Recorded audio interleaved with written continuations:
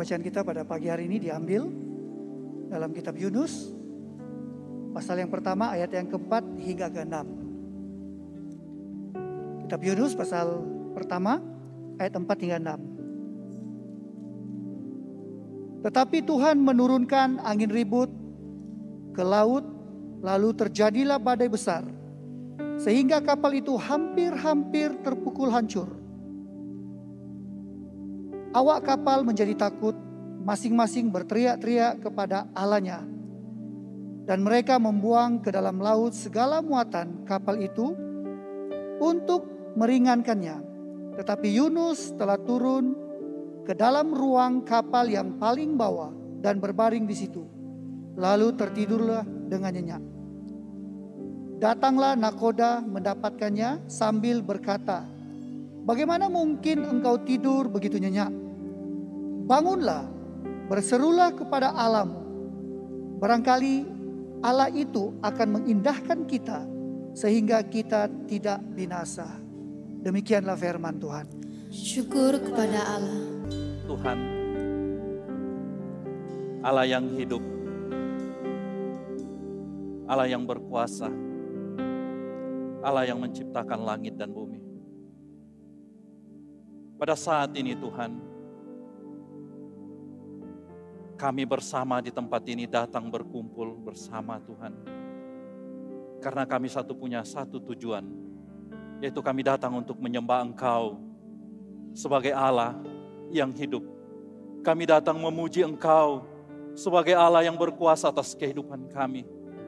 Sebab itu Tuhan, pada saat ini kami akan merenungkan firman-Mu.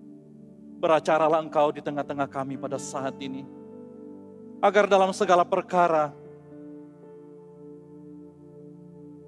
apa yang kami lakukan pada saat ini, baik kami yang mendengar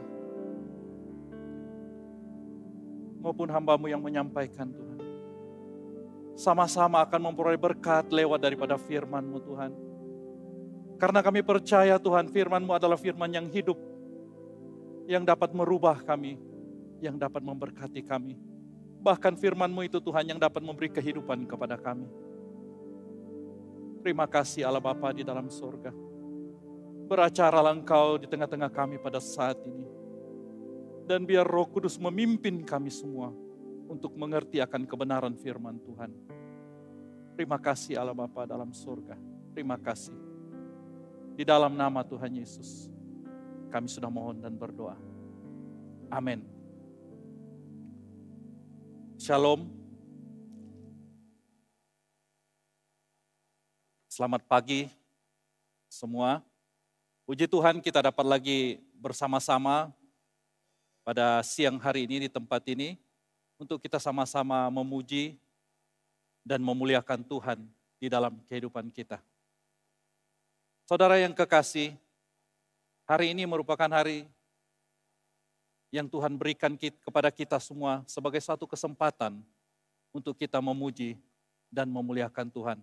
Sebab setiap hari di dalam kehidupan kita, saat kita bangun dari tidur, itu merupakan suatu kesempatan bagi kita untuk memuliakan Tuhan di dalam kehidupan kita sebagai orang percaya. Dan saya percaya juga kehadiran kita semua pada hari di tempat ini bukan secara kebetulan, tapi saya percaya ia adalah rencana Tuhan di dalam kehidupan kita semua.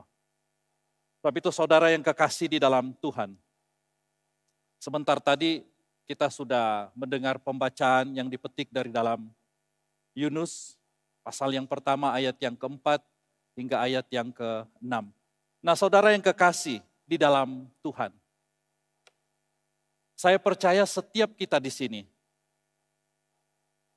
apabila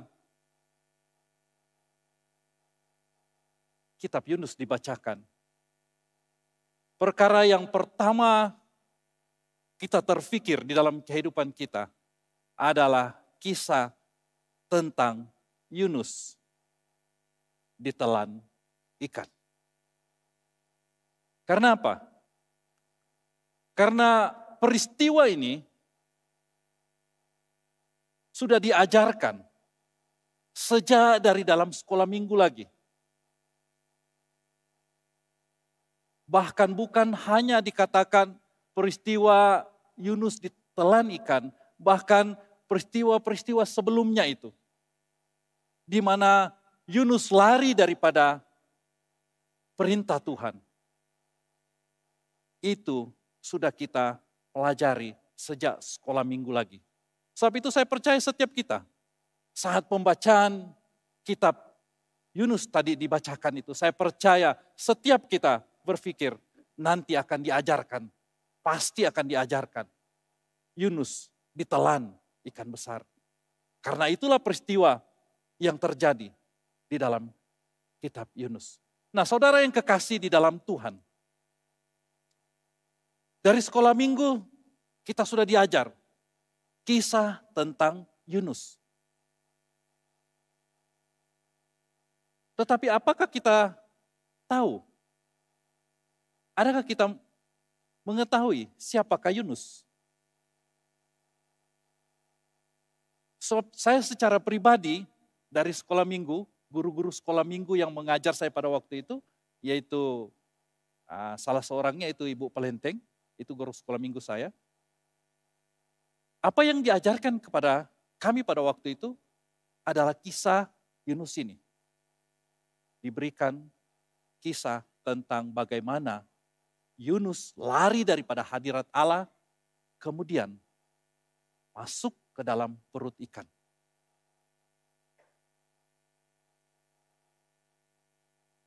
Persoalannya di sini, adakah kita tahu siapakah Yunus itu? Sebab yang kita dibagi tahu sejak dari kecil, saya tidak salahkan guru, tetapi itulah yang diajarkan kepada kita sejak dari sekolah minggu. Yunus di dalam perut ikan, digambarkan satu ikan besar, di tengah-tengahnya itu di perut ikan itu diletak gambar Yunus, seorang yang sedang duduk berlutut berdoa. Itu yang diajarkan. Saya masih ingat lagi ajaran itu sampai sekarang ini. Tapi persoalannya, adakah kita kenal siapa Yunus ini? Dia diperintahkan Tuhan ke Niniwe. Apa yang terjadi? Dia lari daripada Tuhan. Dia pergi ke tempat yang lain, yaitu ke Tarsus. Di antara Niniwe dan Tarsus itu merupakan suatu jalan yang bertentangan. Tarsusnya ke sebelah, Niniwe-nya sebelah kiri, kanan, Tarsusnya sebelah kiri. Artinya suatu tempat yang bertentangan. Nah, saudara yang kekasih di dalam Tuhan, untuk pengetahuan kita, Yunus adalah seorang nabi. Kita boleh lihat di dalam 2 Raja-Raja pasal 15 ayat 14 itu. Dikatakan bahwa Yunus itu adalah seorang nabi. Dan dia menjadi nabi di dalam kerajaan Israel bahagian utara. Dalam abad yang ke-8 sebelum Masehi. Dan raja yang memerintah kerajaan Israel pada waktu itu yaitu Yerobeam II. Dalam abad yang ke-8 sebelum Masehi. Dan perlu kita ketahui juga, saudara yang kekasih, sebagai seorang nabi, Yunus ini merupakan satu-satunya nabi yang menolak perintah Tuhan.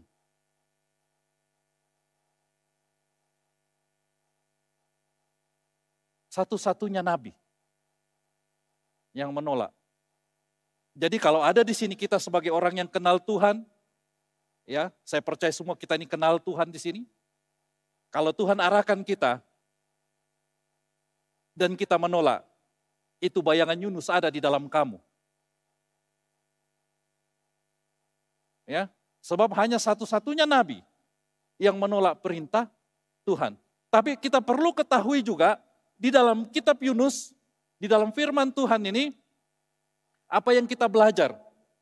Petrus berkhotbah, beribu orang terima Tuhan. ratusan orang, ramai orang yang terima Tuhan. Paulus juga demikian, ramai orang yang terima Tuhan. Tapi Yunus, sekali dia menyampaikan firman Tuhan,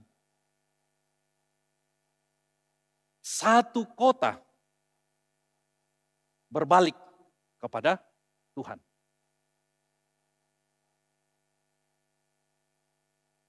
Bukan 1.000, bukan 10.000, tapi dikatakan seluruh kota. Nah, saudara yang kekasih, kenapa Yunus tidak mau pergi ke Niniwe? Apakah sebabnya? Kalau kita lihat di dalam firman Tuhan, Niniwe itu satu kota yang besar. Malah firman Tuhan katakan kalau kita baca, di situ dikatakan luas Niniwe itu 3 hari perjalanan. Artinya keluasannya itu. Berarti dia merupakan satu kota yang besar. Dan Niniwe ini terletak di dalam kerajaan Asyur. Dan kita tahu Asyur ini sangat bermusuhan dengan Israel. Niniwe itu terletak di dalam kerajaan Asyur. Dan Niniwe itu adalah ibu kota kepada Asyur. Ya. Niniwe itu adalah ibu kota, itu ibu negeri. Jadi apabila berbicara tentang ibu negeri atau ibu kota itu, artinya dia pusat pentadbiran bagi kerajaan Asyur. Karena dia merupakan suatu kota yang besar, maka sangat hebat juga keadaan di situ. Malah dikatakan firman Tuhan juga ada sejarah mengatakan bahwa di Niniwe itu kejahatannya itu sungguh luar biasa. Malah ada yang menggambarkan begini. Apabila mereka menyiksa seseorang itu, mereka tangkap orang itu, mereka potong kakinya, potong tangannya sebelah, dia tinggalkan sebelah kanan untuk apa? Untuk bersalaman. Dengan kata lain dia sudah siksa, dia tinggalkan tangannya satu, dia katakan salam, minta maaf. Lalu dia tinggalkan di situ sampai mati. Demikianlah kejahatan yang digambarkan orang tentang kejahatan yang ada di Niniwe. Sebab itu saudara, hal tentang kejahatan yang terjadi, keganasan yang begitu berleluasa di Niniwe itu, membuat Yunus tidak mau. Sebab dia tahu, kalau aku pergi ke Niniwe sama saja aku bunuh diri. Sebab itu, sewaktu Tuhan perintahkan dia untuk pergi ke Niniwe. Dia pergi ke Yafo, kota pelabuhan itu. Dia cari kapal, dia dengar-dengar kapal. Dia bilang ada orang mau pergi ke Tarsus. Itu jarak daripada Niniwe ke Tarsus itu, jaraknya itu 4.000 kilometer. Lalu dia lari ke sana. Tapi apa yang terjadi? Kalau orang melanggar kehendak Tuhan, perintah Tuhan, maka di dalam tengah-tengah rancangannya itu pasti akan mendapat masalah. Itu yang terjadi. Itu yang terjadi kepada Yunus. Sebab itu Yunus menghadapi badai besar ketika ia coba untuk melarikan diri daripada hadirat Tuhan. Sewaktu dia naik kapal, apa yang terjadi? Dalam pembacaan sebentar tadi itu kalau kita lihat ayat yang keempat di situ, dikatakan di situ, tetapi Tuhan menurunkan angin ribut ke laut. Lalu terjadilah badai besar, sehingga kapal itu hampir terpukul hancur. Kapal itu hampir terpukul hancur. Artinya di sini kita dapat lihat di sini bahwa ada suatu badai yang besar. Ada satu badai yang besar di mana karena terjadinya badai besar ini maka dikatakan ketakutan dan perasaan terdesak ketika itu terjadi.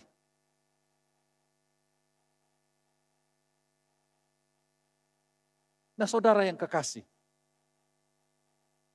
Kita tahu sebagai orang percaya karena kita sudah mengerti akan kisah Yunus ini, kita pasti berpikir pada saat ini pasti gara-gara Yunus. Memang tidak dinafikan. Apa yang terjadi nih kalau kita lihat dalam konteks bacaan seterusnya itu, ribut ini terjadi karena Yunus melanggar perintah Tuhan. Itu yang terjadi. Ribut ini sangat besar, gelombang laut ini sangat besar. Kalau kapal itu pecah, dipukul dengan ombak, maka seluruh orang dalam kapal itu pasti akan mati. Seluruh pasti akan mati. Karena apa? Karena gelombang yang kuat, ribut yang kuat begitu. Sehingga kan kalau kita baca di dalam ayat yang kelima di situ, saudara yang kekasih dalam Tuhan, di situ dikatakan dalam ayat yang kelima, awak kapal menjadi takut. Masing-masing berteriak-teriak kepada Allahnya. Dan mereka membuang ke dalam laut segala muatan kapal itu untuk meringankannya. Nah, saudara yang kekasih di dalam Tuhan. Anak kapal di sini dikatakan takut. Sebagaimana kita ketahui, anak kapal ini biasa hidup di atas kapal dan tahu keadaan laut itu bagaimana. Bayangkan orang yang sudah biasa di atas kapal itu menjadi takut, apalagi penumpang yang lain. Pasti akan takutnya lebih luar biasa. Karena apa? Karena anak kapal yang sudah biasa itu mereka juga takut. Pasti ada sesuatu yang bahaya pada waktu itu dalam pemikiran mereka. Sebab itu ketakutan yang besar ada. Sehingga kan adanya perasaan-perasaan yang terdesak timbul pada waktu itu. Ketakutan dan perasaan yang terdesak timbul pada waktu itu. Sesuatu yang sangat menakutkan. Nah, jadi pada masa itu, kalau kita berada dalam situasi itu,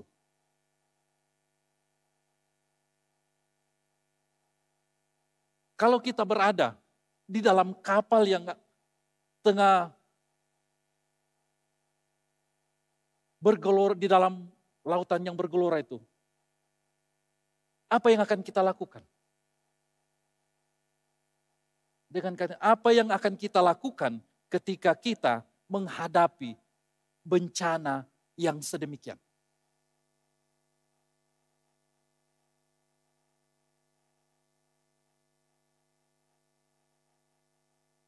Saya masih ingat pernah sekali saya balik dari KK, saya naik kapal terbang, ya. Waktu itu kalau tidak silap saya itu kami balik sewaktu selepas sinod diadakan, jadi kami balik naik kapal terbang. Dan entah bagaimana setelah lebih kurang 10 menit kapal itu berlepas, berada di atas langit, tiba-tiba kapal itu seperti jatuh begitu.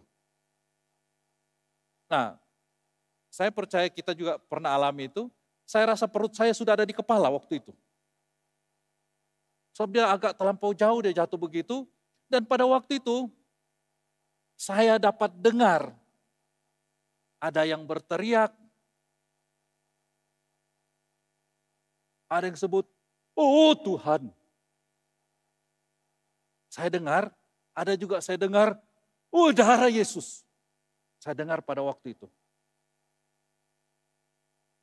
Ada juga dalam kepercayaannya yang lain, berteriak Allah mereka. Dan banyak pada waktu itu. Karena apa? Karena perasaan takut itu membuat timbulnya perasaan yang terdesak.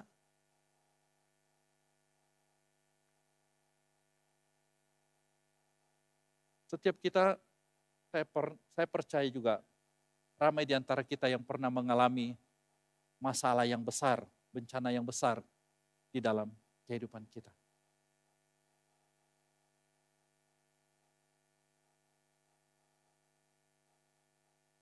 bila berada di dalam situasi yang akan membuat orang itu menjadi hilang. Pikirannya hilang, tidak tahu mau buat apa-apa. Saya pernah pergi ke satu tempat di mana berlakunya kebakaran.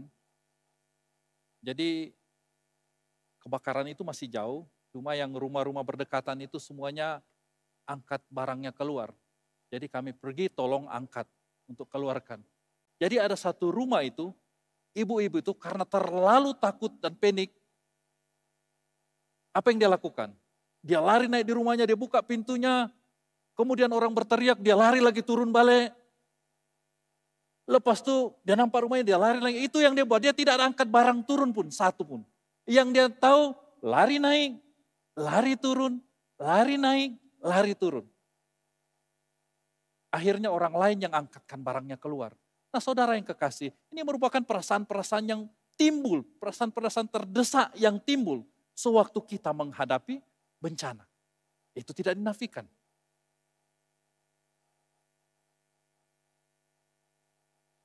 Sebagai orang percaya, kita tahu apa yang kita harus lakukan sebenarnya. Kita tahu. Tidak perlu untuk saya kongsikan, katakan di sini kepada kamu apa yang harus kamu lakukan. Tapi sebagai orang percaya, kita tahu apa yang kita lakukan. Karena apa? Karena Allah kita itu adalah Allah yang besar. Tentu sekali saat begini, kita akan berseru kepada Allah kita yang hidup itu. Nah saudara yang kekasih,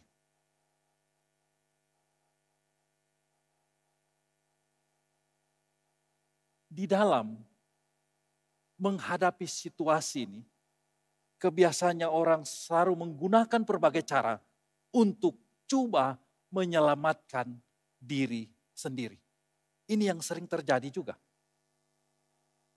Saat orang itu berada dalam situasi yang menekan hidupnya, yang membahayakan hidupnya, kita percaya bahwa orang akan mencari berbagai cara untuk menyelamatkan dirinya sendiri. Saya punya kawan yang suka pergi mancing. Dia punya perahu sendiri. Ya. Mereka selalu pergi memancing di bahagian Indrasaba, bahagian laut. Masuk itu dekat dengan pulau, saya kurang pasti, Pulau Sipadan, kalau area-area situ. Sebab mereka pernah mancing di sana, mereka dapat ikan tuna sirip kuning itu seberat 50 kg. Itu membuat mereka ketagih selalu pergi ke sana. Nah ada satu ketika mereka bertiga atau lebih bertiga orang, kawannya, mereka pergi memancing. Dalam cuaca yang panas itu tiba-tiba ada ombak datang, memukul perahu yang mereka naik itu, terbalik. Dan mereka semua jatuh ke dalam laut.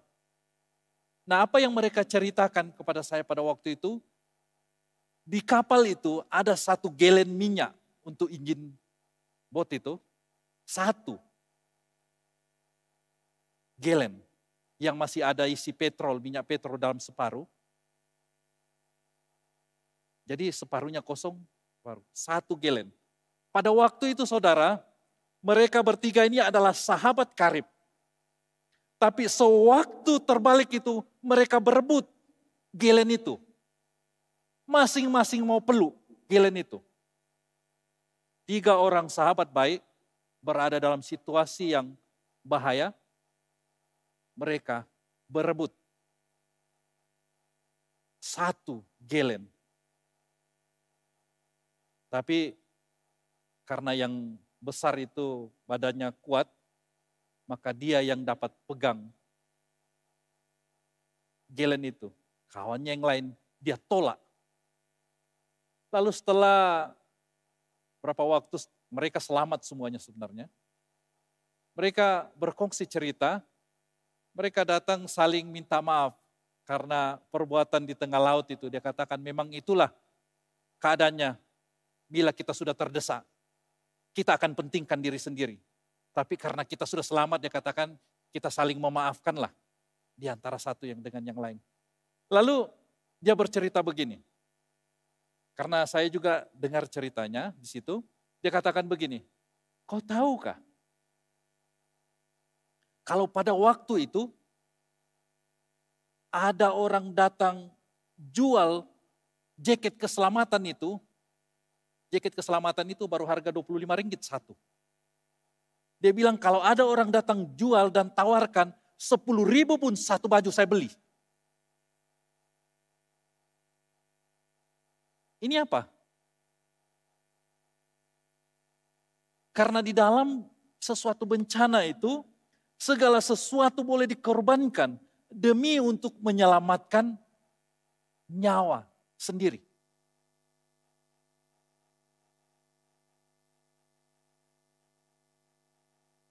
Orang tidak peduli. Karena itulah ketakutan sudah menguasai, perasaan terdesak, maka akan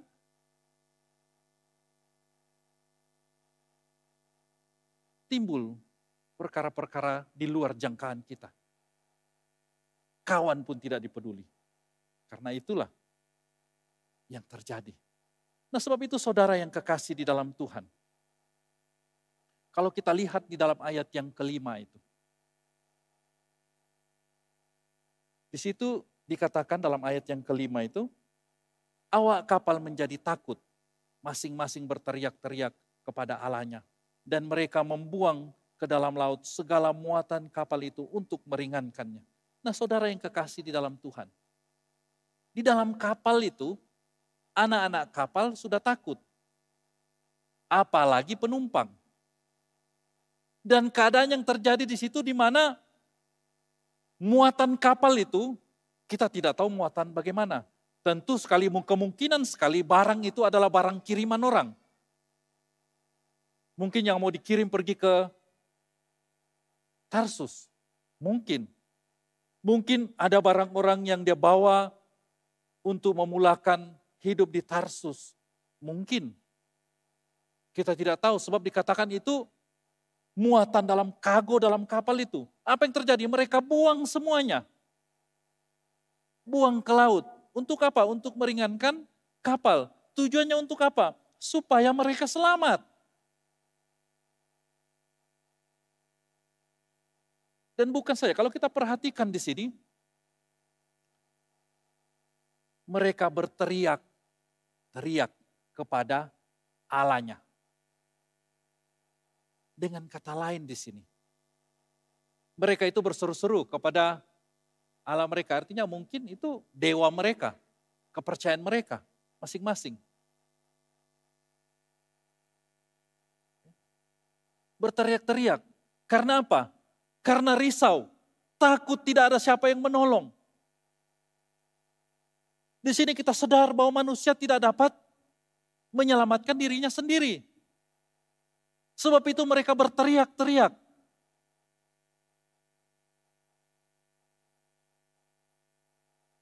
Mereka berteriak-teriak, meminta pertolongan. Ini satu bukti bahwa seorang manusia itu tidak boleh menyelamatkan dirinya sendiri.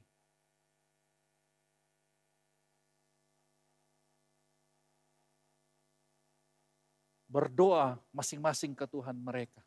Saudara, di sini ada satu sikap yang biasa terjadi di dalam kehidupan kita sebagai orang yang sudah kenal Tuhan, yang sudah percaya kepada Yesus.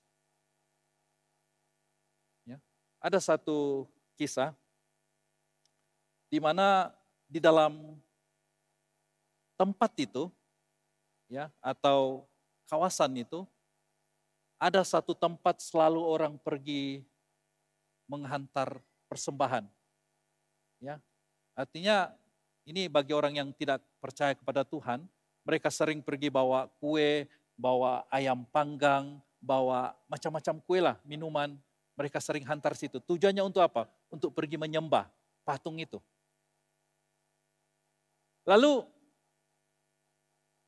satu patung itu di situ Sering kali orang datang. Lalu di tempat yang lain juga, agak berjauhan sedikit daripada itu, terdapat lagi satu patung, tapi dalam kepercayaan yang lain. Tapi tempat orang pergi menyembah juga. Jadi siapa yang punya keyakinan terhadap patung yang pertama itu, mereka akan buat persembahan di situ. Oh, kemudian mereka pulang. Siapa yang patung kedua, siapa yang punya keyakinan dengan patung yang kedua itu, mereka akan pergi ke patung itu untuk membuat persembahan mereka, membawa persembahan mereka untuk mendapat berkat. Ya. Tapi ada juga segelintir orang, mereka pergi dua-duanya. Pergi ke tempat yang pertama, sudah selesai, kemudian pergi lagi kepada patung yang satu. Tujuannya untuk apa? Alasannya dikatakan begini, nanti kalau yang pertama itu tidak boleh tolong, yang nomor dua ini harap-harap dia boleh tolong. Itu yang sering terjadi juga. Kita jangan melihat perkara ini sebagai suatu perkara biasa. Ini yang sering kali terjadi di dalam kehidupan kita. Sebagai orang percaya. Perkara ini kita anggap seperti biasa.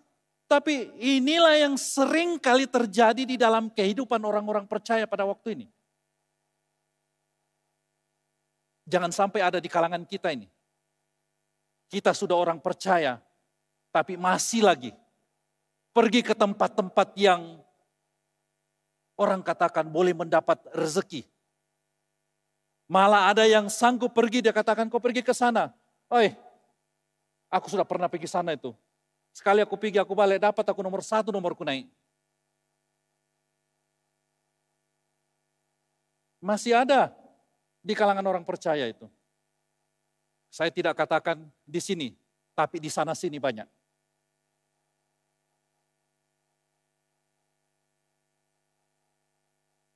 Ini yang perlu kita perhatikan juga di dalam kehidupan kita. Orang-orang di kapal, kalau kita baca dalam ayat ini, orang-orang di kapal itu berteriak-teriak. Malah kalau kita baca nahoda kapal itu juga, secara tidak langsung kita dapat lihat di situ keadaannya, di mana dia pergi ke seluruh kapal itu melawat keluar, berdoa kau Tuhanmu, mana tahu Tuhanmu boleh tolong kita. Kemudian dia pergi lagi satu, berdoa, mana tahu Tuhanmu, berdoa kamu semua kepada Tuhan-Tuhan kamu. Mana tahu salah satu Tuhan kamu boleh tolong kita. Itu yang terjadi. Dan sikap seperti ini sering kali terjadi juga di dalam kehidupan kita sebagai orang percaya. Percaya Tuhan itu, Tuhan yang hidup. Tapi kadang-kadang hidup kita tidak jauh beza daripada orang di luar sana. Yang ngasih lagi mengharapkan sesuatu daripada Allah yang lain. Jadi saudara yang kekasih di dalam Tuhan.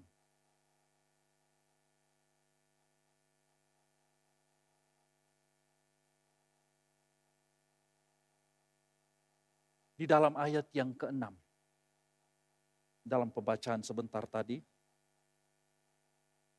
di situ dikatakan, datanglah nahoda mendapatkannya sambil berkata, bagaimana mungkin engkau tidur begitu nyenyak? Bangunlah, berserulah kepada Allahmu. Barangkali Allah itu akan mengindahkan kita sehingga kita tidak binasa. Ada satu di dalam ayat yang ke-6 ini, ada satu perkara yang ingin saya kongsikan juga di sini, yaitu nahoda kapal itu datang kepada Yunus. Siapa Yunus? Seorang nabi. Yunus seorang nabi, artinya orang yang kenal Tuhan. Kalau kita baca ya di dalam pasal ayat yang ke-9 itu jelas di situ. Dia kenal Tuhan. Lalu nahoda itu datang kepada Yunus. Siapa nahoda ini? Nahoda ini kapten kapal. Tapi daripada apa yang dia katakan, kita tahu nahoda ini bukan orang yang percaya kepada Tuhan. Tetapi yang lucunya di sini, orang yang tidak percaya kepada Tuhan, itu yang datang memperingatkan kepada orang yang sudah kenal Tuhan. Dan perkara sedemikian ini banyak terjadi di kalangan keluarga orang-orang percaya. Kemungkinan besar ada di antara kita. Kadang-kadang di rumah kita mau makan. Soalnya bapak-bapak. Seringkali kita lupa untuk berdoa. Siapa yang selalu memperingatkan kita? Anak kita. Woi Pak, doa dulu Pak. Jangan terus telan. Yang sering memperingatkan kita. Di dalam kehidupan kita juga, di luar sana, kadang-kadang ada orang yang memperingatkan kita. Bagaimana kalau kita berdoa dulu? Mungkin berada dalam situasi yang menekan, kita kebingungan sebagai orang percaya, tiba-tiba ada orang datang. Bagaimana kalau kita berdoa dulu kepada Tuhan? Padahal orang itu belum tentu rajin ke gereja atau kenal Tuhan. Tapi kadang-kadang orang sedemikian yang memperingatkan. Samalah halnya dengan yang terjadi dalam ini. Nahoda itu bukannya orang percaya, tapi Yunus itu seorang nabi. Bukan saja orang percaya, tapi seorang nabi. Diperingatkan oleh seorang yang tidak percaya. Malah dikatakan di situ, bagaimana mungkin kau boleh tidur di sini? Kalau gunakan bahasa harian kita pada hari ini, mungkin kapten itu datang, woi boleh-bolehnya kau tidur dalam keadaan begini. Orang di atas, di luar sana setengah mati bertarung nyawa, kau di sini enak-enak tidur.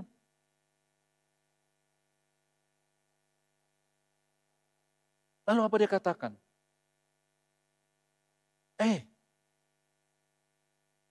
Bangunlah. Inilah tajuk firman Tuhan di sini. Bangunlah, bangkitlah. Berserulah kepada Allahmu. Mana tahu dia boleh menyelamatkan kita. Saudara yang kekasih. Ini merupakan teguran kepada kita semua. Pada hari ini. Untuk kita bangun, berseru kepada Tuhan. Ini merupakan peringatan kepada kita semua. Untuk kita bangun dan berdoa. Saudara yang kekasih di dalam Tuhan. Gereja sekarang berada dalam musim puasa dan doa selama 40 hari. Mari kita sebagai orang percaya. Jangan sampai kita dibangunkan oleh orang yang tidak percaya. Baru kita mau berdoa. Tapi marilah sesuai dengan firman Tuhan yang menegur kita semua pada hari ini. Mari kita sama-sama bangkit dan berseru kepada Tuhan.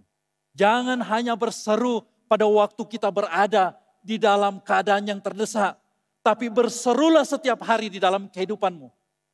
Sebab Tuhan rindu akan suara kita berseru kepada Dia.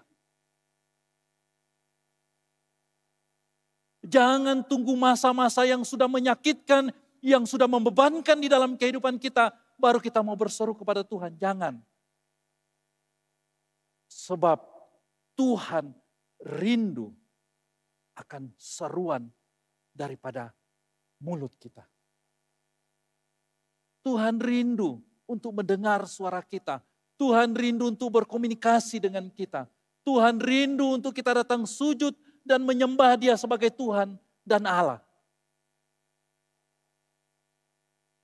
Jadi saudara yang kekasih.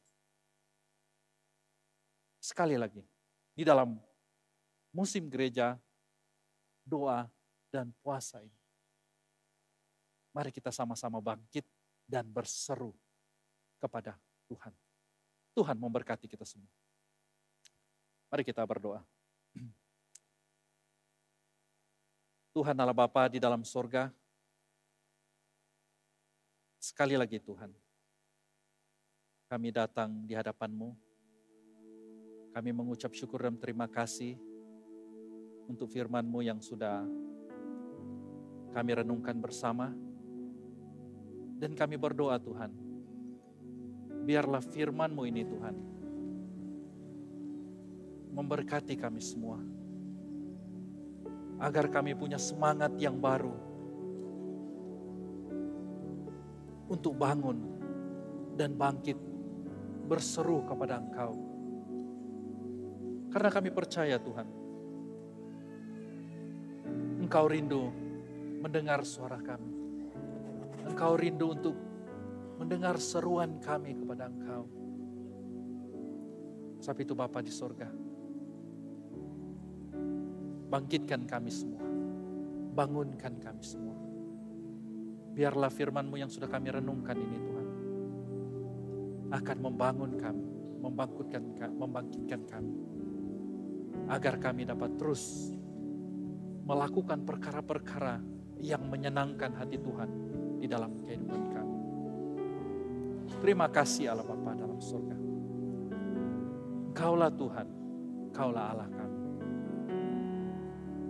Setiap kami yang hadir pada siang hari ini Tuhan, kami berdoa Tuhan, apapun pergumulan di dalam kehidupan kami,